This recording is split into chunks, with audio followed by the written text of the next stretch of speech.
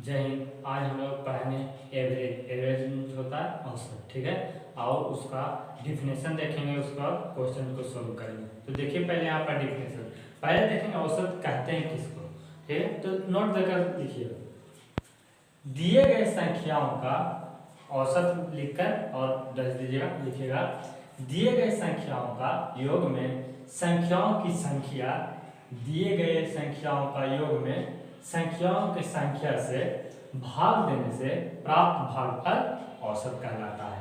देखिए फिर से, दिए गए संख्याओं का योग में संख्याओं की संख्या, संख्याओं की संख्या से भाग देने पर जो प्राप्त भागफल होता है वही औसत कहलाता है, ठीक है। जैसे देखिए यहाँ पर एक क्वेश्चन दिया हुआ है, उसको सोल्व करते हैं। यहाँ कह रहा है कि 10, 12, 14, 18 का औसत ज्ञात करें।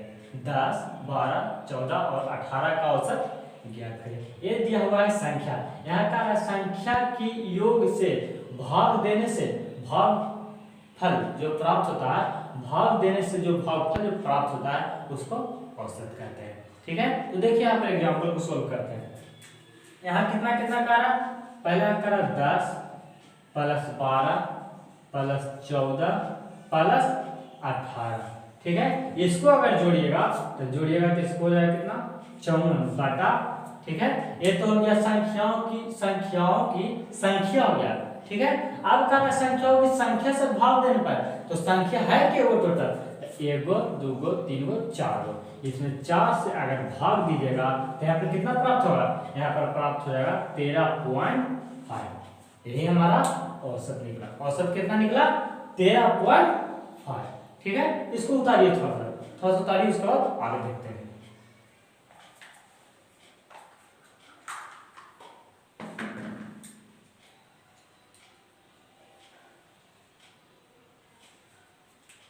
हो गया। अब उसके बाद देखिए यहाँ पर संख्या गुना औसत बराबर कुल योग।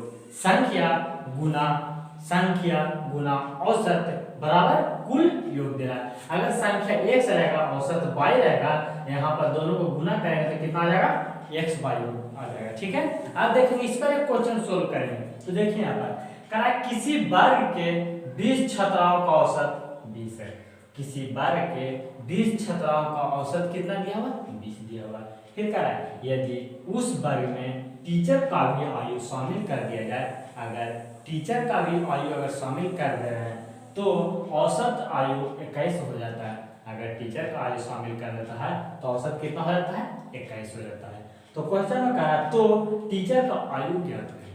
यहाँ पर स्टूडेंट का नहीं, किसका पूछा है, टीचर का पूछा है। तो इसके बाद देखिए इसको सोल्व करते हैं।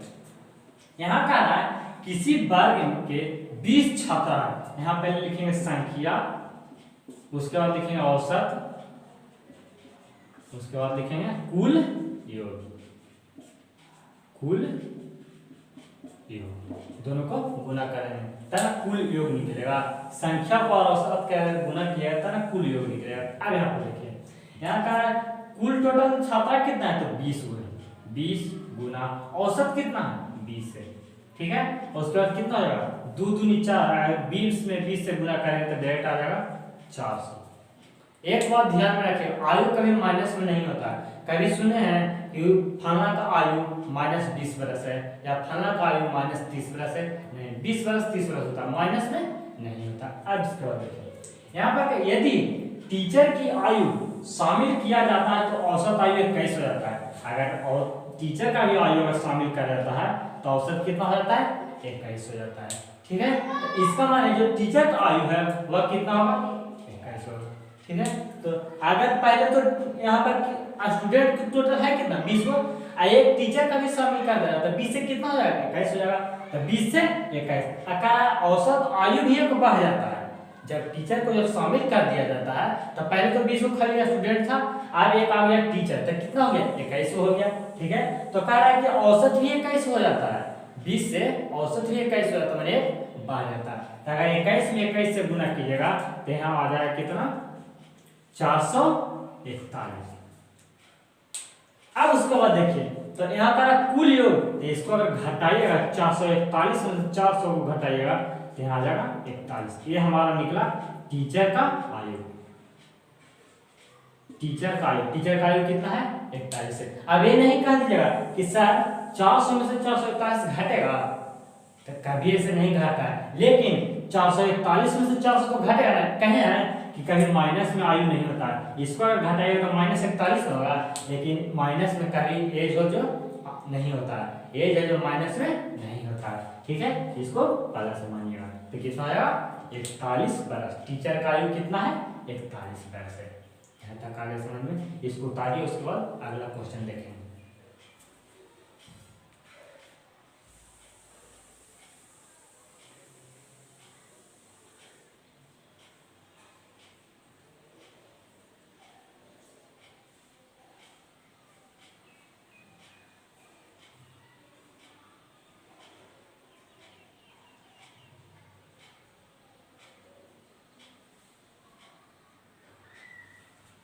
चलिए देखिए अब अगला क्वेश्चन देखते हैं। यह क्वेश्चन में कह रहा है किसी मेला में 40 व्यक्ति का औसत उम्र 20 है। किसी मेला में 40 व्यक्ति का औसत उम्र 20 है। कितना व्यक्ति है 40 है, जिसका औसत उम्र कितना है 20 है।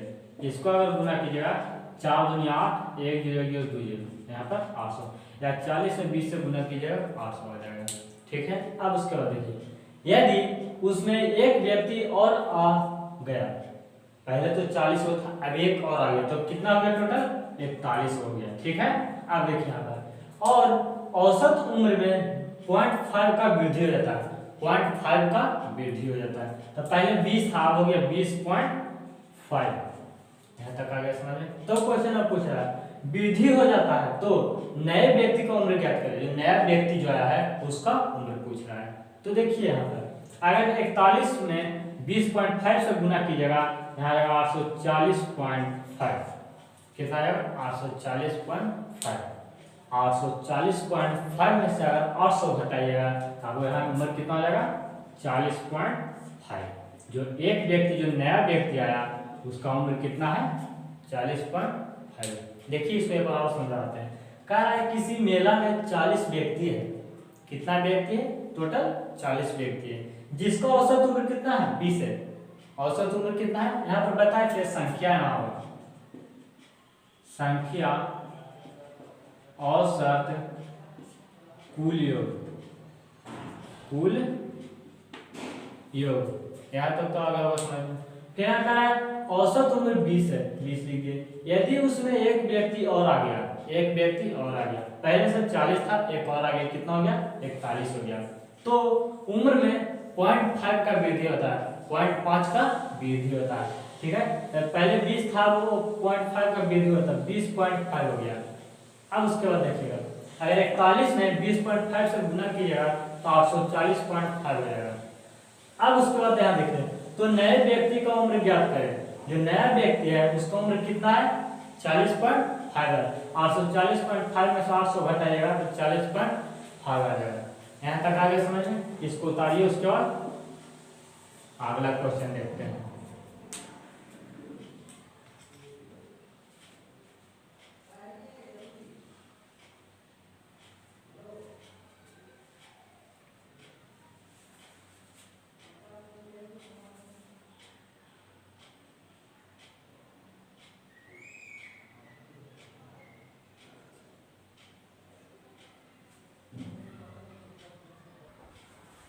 चलिए देखिए अब अगला क्वेश्चन में क्या कह रहा है। यहाँ पर अगला क्वेश्चन में कह रहा है किसी वर्ग में 18 विद्यार्थी का औसत उम्र 25 है। 18 विद्यार्थी का औसत उम्र कितना दिया हुआ है 25 दिया हुआ है। पहले यहाँ पर लिखेंगे संख्या, उसके बाद लिखेंगे औसत, उसके बाद क्या होगा कुल योग, कुल योग। अब इसके बाद देखिए वर्ग में टोटल है विद्यार्थी कितना 18, टोटल कितना है 18 है। उसमें कह रहा है जिसका औसत उम्र कितना है 25 बरस है, जिसका औसत उम्र है 25 बरस। बस अगर 18 में अगर 25 से गुना कीजिएगा 450 होगा। अब उसके बाद देखेंगे दो विद्यार्थी और आ जाते हैं, पहले तो 18 को था, ठीक है, तो उसका औसत उम्र कितना है 25 बरस है।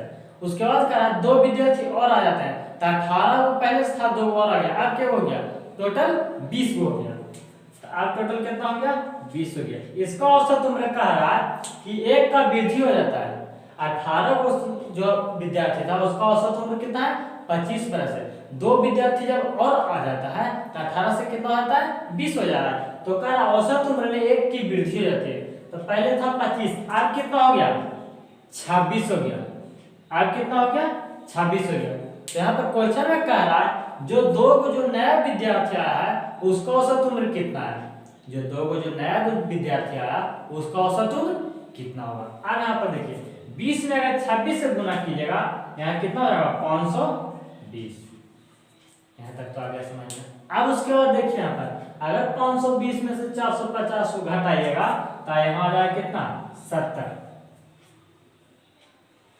अब उसके बाद देखिए यहाँ पर यहाँ कह रहा है कि पहले 20 में से 18 घटाइए तो कितना हो जाएगा दो, क्योंकि दो को जो स्टूडेंट पहले किया था 18 उसको पहले से था, दो और आया तो कितना हो गया 20 हो गया, ठीक है।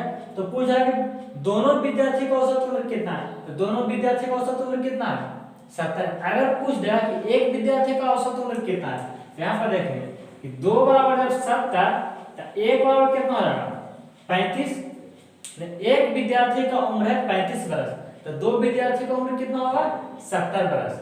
यहाँ तक आ गया समझ में, इसको उतारिए, उसके बाद अगला क्वेश्चन देखते हैं। दोस्तों क्वेश्चन को जितना और पढ़िएगा उतना ज्यादा समझ में आएगा, और जब समझ में आएगा तो क्वेश्चन अपने आप सोल्व हो जाएगा। इसको उतारिए।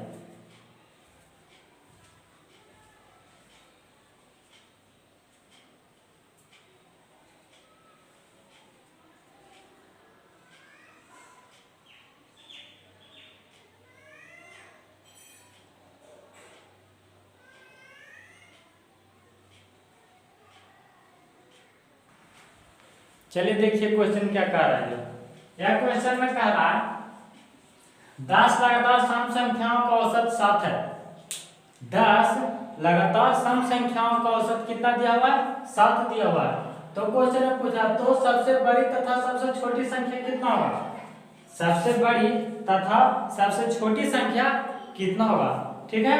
पहले यहाँ पर देखेंगे कि सम संख्या कहते हैं किसको, ठीक है। तो देखिए यहाँ पर आकार है कितना 10 लगातार सम संख्या, तो पहले माइनस से चलेंगे, तो यहाँ लिखेंगे -2 0 2 4 6 8 10 12 14 16। देखिए क्या होगा 1 2 3 4 5 6 7 8 9 10 हो गया। अब उसके बाद देखिए कहा सबसे बड़ी तथा सबसे छोटी संख्या कितना होगा, सबसे बड़ी देखिए इतना में सबसे बड़ी कौन है, लिखेंगे बड़ी संख्या और छोटी संख्या, छोटी संख्या बताइए छोटी संख्या कितना है -2 है या 0 है, छोटी संख्या यहाँ हो गया -2 और बड़ी संख्या कितना है, बड़ी संख्या यहाँ आ जाएगा 16, कितना आ गया 16 आ गया। क्वेश्चन में क्या भी यही रहा दो, तो सबसे बड़ी तथा सबसे छोटी संख्या, सबसे छोटी संख्या -2 सबसे बड़ी संख्या 16, ठीक है। अब उसके बाद देखिए क्वेश्चन 10 लगातार सम संख्याओं का औसत 7 है, 10 लगातार सम संख्याओं का औसत कितना है 7 है। क्वेश्चन में तो सबसे बड़ी तथा सबसे छोटी संख्या, सबसे बड़ी संख्या हो गया 16, छोटी संख्या हो गया -2। यहाँ तक आ गया समझ में, इसको उतारिए, उसके बाद अगला क्वेश्चन देखते हैं।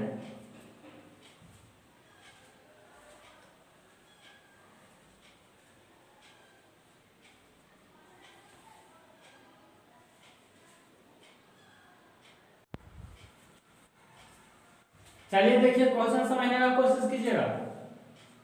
यहाँ कह रहा है 7 विषम संख्याओं का औसत 15 है, 7 विषम संख्याओं का औसत कितना दिया हुआ है 15 दिया हुआ है। यहाँ हम लिख देते हैं A B C D E F G 1 2 3 4 5 6 7 गो। यहाँ पर कह रहा 3 इधर 3 इधर, इसका मान कितना दिया हुआ है, 15 दिया हुआ है। ठीक है, यहाँ क्या दिया है कि विषम संख्या होना चाहिए, उसका औसत कितना 15। 7 विषम संख्याओं का औसत कितना दिया हुआ है, 15 दिया हुआ है। तो यहाँ हो जाएगा कितना 17, इधर कितना होगा देखिए 13, 11, 9। अब बोलिए उसके बाद कितना होगा 19, उसके बाद 21, विषम संख्या हो गया। ठीक है, तो यहाँ पर कह रहा है सबसे बड़ी संख्या तथा सबसे छोटी संख्या। सबसे बड़ी संख्या कितना है, यहाँ लिखेंगे बड़ी संख्या कितना है 21, छोटी संख्या छोटी संख्या कितना है यहाँ पर 9, इसका योगफल पूछ रहा है। सबसे बड़ी तथा सबसे छोटी संख्या का योगफल कितना होगा, आप बताइए सबसे बड़ी संख्या और सबसे छोटी संख्या का योगफल कितना होगा। 21 और 9 सॉरी 21 और 9 30 हो जाएगा। बोलिए यही हुआ बड़ी संख्या और छोटी संख्या का योगफल कितना 30। क्वेश्चन में क्या दिया 7 विषम संख्याओं का औसत 15 है। 7 विषम संख्याओं का औसत कितना दिया हुआ है 15 दिया हुआ है, बीच में कितना दिया हुआ है 15। 15 से 17 हो गया, यहाँ पर 13 से 15 हो गया। ठीक है, अब उसके बाद देखिए तो सबसे बड़ी तथा सबसे छोटी संख्याओं का औसत का योगफल ज्ञात कीजिए। सबसे बड़ी संख्या तथा सबसे छोटी संख्या का योगफल कितना होगा। ठीक है, योगफल कितना होगा, तो योगफल कितना हो रहा है 30 हो रहा है। यहाँ तक आ गया होगा समझ में, इसको उतारिए। उसके बाद अगला क्वेश्चन देखते हैं।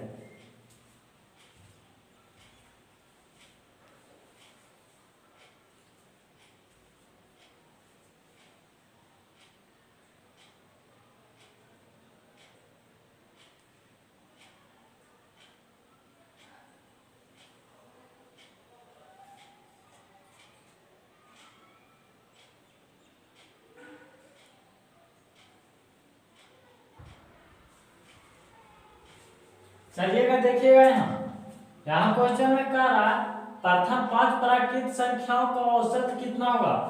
प्रथम 5 प्राकृत संख्याओं का औसत कितना होगा। पहले देखिएगा प्राकृत संख्या कहते हैं किसको, गिनती की संख्या को प्राकृत संख्या कहते हैं।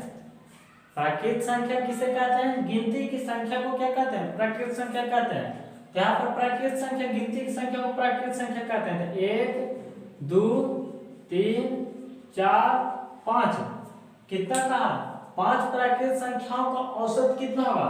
औसत और लिखा है कुल संख्याओं का योग बटा कुल संख्या, जितना संख्या टोटल को जोड़ देना और जो वो संख्या उतना से गिन के भाग दे देना है। अब यहाँ पर देखिए यहाँ पर क्वेश्चन में कह रहा है प्रथम प्राकृत संख्या बराबर x + 1/2। तो x माने अंतिम संख्या, तो अंतिम संख्या कितना है 5 है। पहले का सोल्व करें, x कितना है अंतिम संख्या कितना है 5 है, प्लस 1/2 5 1 6/2 ये आ जाएगा 3 दूनी 6। आंसर कितना आएगा 3 आएगा। दूसरा क्वेश्चन देखिए क्या कह रहा है। दूसरा क्वेश्चन में कह रहा है बीच वाला संख्या ज्ञात कीजिए। इसमें बीच में कौन है बताइएगा, 1 है 2 है 3 है 4 है 5 है, बीच में कौन है, बीच में यहाँ हो जाएगा 3। इसका आंसर कितना होगा 3 होगा। 2 इधर 2 इधर, बीच में कौन है 3 है, बीच वाला संख्या हो गया। अब उसके बाद देखिएगा कारण औसत ज्ञात कीजिए। औसत बराबर अभी फार्मूला बताया, औसत बराबर कुल संख्याओं का योग बटा कुल संख्या। औसत बराबर कुल संख्याओं का योग बटा कुल संख्या, जितना संख्या है टोटल को जोड़ दीजिए और जो वो संख्या उतना से भाग दे दीजिए। अब यहाँ पर देखिएगा कितना कितना संख्या 1 है प्लस 2 प्लस 3 प्लस 4 प्लस 5 बटा के वो संख्या 1 2 3 4 5 है, 5 से भाग देंगे। इसको जोड़िएगा 5 4 9 9 1 10 10 3 13 13 2 15। यहाँ हो जाएगा 15 बटा 5, काटिएगा 5 3 15 3। औसत कितना आ गया 3 आ गया। 1 2 3 4 5 यहाँ याद कहिएगा 5 प्राकृत संख्याओं का औसत कितना है 3 है। 5 प्राकृत संख्याओं का औसत कितना है 3 है। यही हमको पूछा था कि औसत कितना है, तो औसत कितना है 3 है। यहाँ तक आ गया होगा समझ में। उसके बाद देखेंगे अगला क्वेश्चन।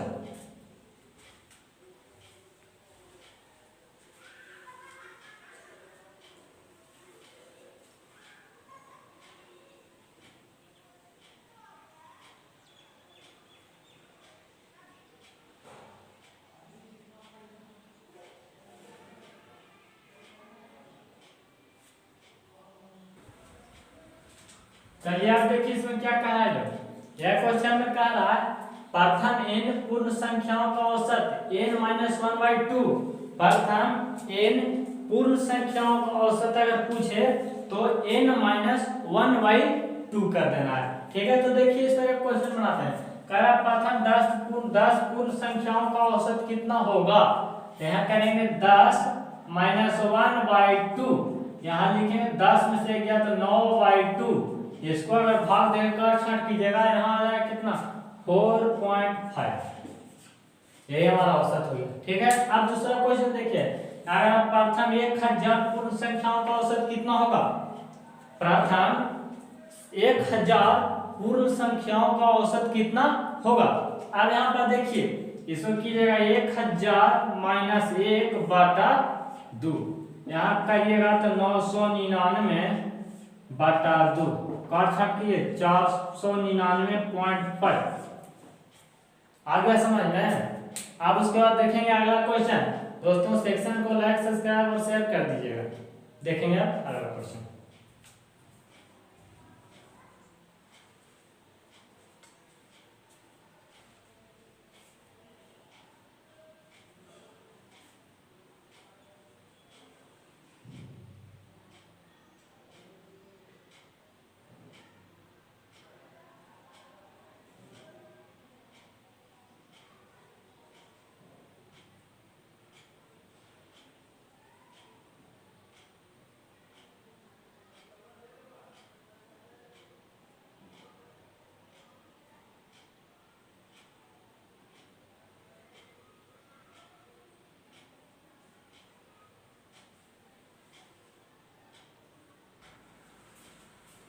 चलिए देखेंगे अब अगला क्वेश्चन।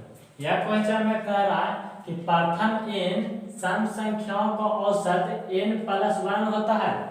प्रथम n सम संख्याओं का औसत n+1 होता है। ठीक है, अब इसमें देखेंगे क्वेश्चन। यहाँ कह रहा प्रथम 50 सम संख्याओं का औसत कितना होगा। प्रथम 50 सम संख्याओं का औसत कितना होगा। तो यहाँ करेंगे 50 + 1, इसको बनाएंगे तो 50 × 1 = 51। ठीक है, अब उसके बाद देखिए यहाँ पर क्या रहा प्रथम 1000 सम संख्याओं का औसत क्या होगा। प्रथम 1000 सम संख्याओं का औसत कितना होगा। अब इसके बाद देखिए लिखेंगे 1000 + 1 = 1001। अब उसके बाद देखेंगे यहाँ प्रथम 40 सम संख्याओं का योगफल कितना होगा। प्रथम क्वेश्चन देखिए औसत नहीं पूछा, योगफल पूछ रहा।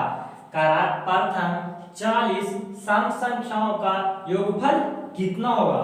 प्रथम 40 सम संख्याओं का योगफल कितना होगा। तो इसको सोल्व करेंगे। पहले कर देंगे 40 + 1 कितना 41। ठीक है, और 41 में प्रथम 40 सम संख्या में कह रहा है, इसमें 40 से गुना कर देंगे। अगर 41 में अगर 40 से गुना कीजिएगा तो 1640 आ जाएगा। यहाँ तक आ गया समझ में। अब उसके बाद देखेंगे इसमें कह रहा कि जब प्रथम नहीं लगा रहे, इसमें कह रहा प्रथम 50, जैसे यहाँ पर प्रथम n संख्याओं का औसत, अगर प्रथम नहीं लगा रहा है सिर्फ लगा रहा है n सम संख्याओं का औसत कितना होगा। n सम संख्याओं का औसत कितना होगा। तब देखिए क्या करना है। जो देखिए यहाँ पर जब सम संख्या रहे n प्रथम नहीं लगा रहा है, प्रथम नहीं लगा रहा है, सिर्फ रहेगा कि जब सम संख्या रहे तो n पदों की संख्या माने संख्या /2 कर देना है। जितना संख्या रहेगा उतना में 2 से भाग दे देना है। अब देखिए यहाँ पर 40 तक सम संख्याओं का औसत कितना होगा। 40 तक सम संख्याओं का औसत कितना होगा। तो देखिए कैसे करेंगे। यहाँ पर करेंगे 40/2, तो यहाँ काटिएगा तो 20 दूनी 40, 20 आ गया। ठीक है, और 20 में एक अपना मन से जोड़ दीजिएगा, एक अपना मन से जोड़ दीजिएगा। यहाँ कितना हो जाएगा 21। 20 से 21। अगर क्वेश्चन में रहे कि 70 तक सम संख्याओं का औसत ज्ञात कीजिए, लिखा रहेगा, इसको मिटा देते हैं।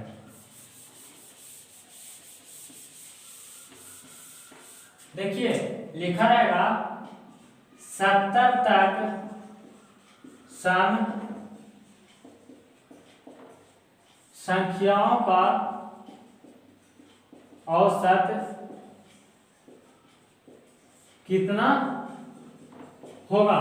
70 तक सम संख्याओं का औसत कितना होगा। एक क्वेश्चन मैंने नहीं कहा कि प्रथम 70 तक सम संख्याओं का औसत कितना होगा, सिर्फ यह कहा कि 70 तक सम संख्याओं का औसत कितना होगा। तो देखिए यहाँ करेंगे 70/2, 35 दूनी 70, 35 आ गया। ठीक है, इसमें एक अपना मन से जोड़ दीजिएगा, तब 35 में एक अगर जोड़िएगा तो कितना आएगा, 35 से 36। यही हमारा आंसर आ गया। यहाँ तक आ गया समझ में। इसको उतारिए, उसके बाद अगला क्वेश्चन देखते हैं।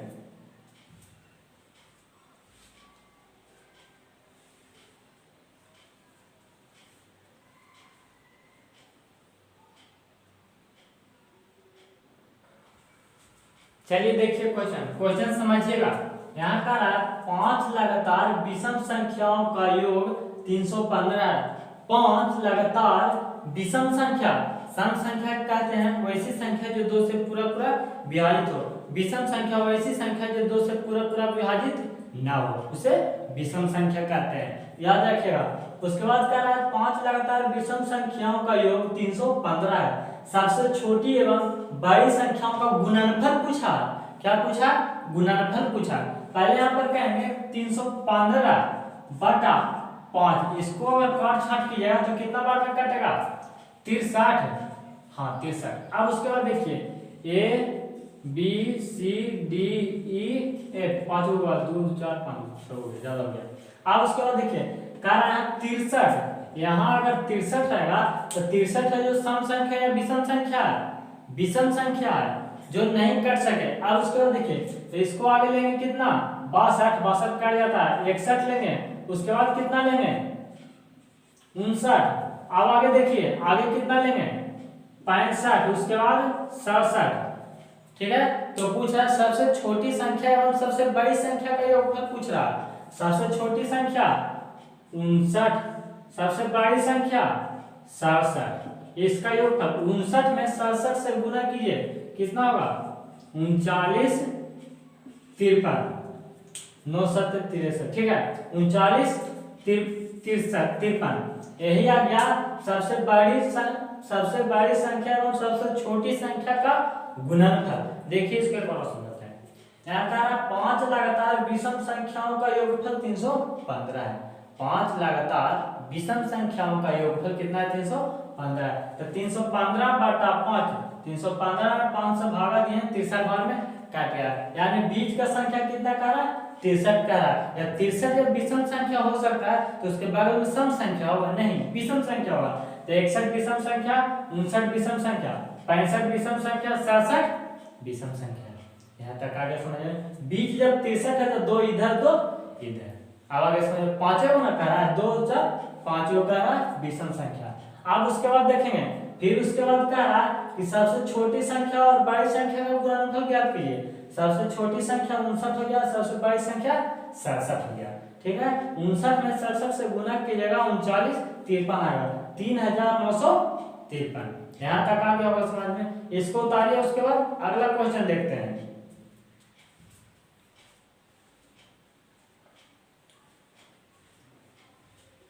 बोलिए दोस्तों, आज के लिए इतना ही। आज मिलते हैं नेक्स्ट वीडियो में। दोस्तों सेक्शन को लाइक सब्सक्राइब और शेयर कर दीजिएगा।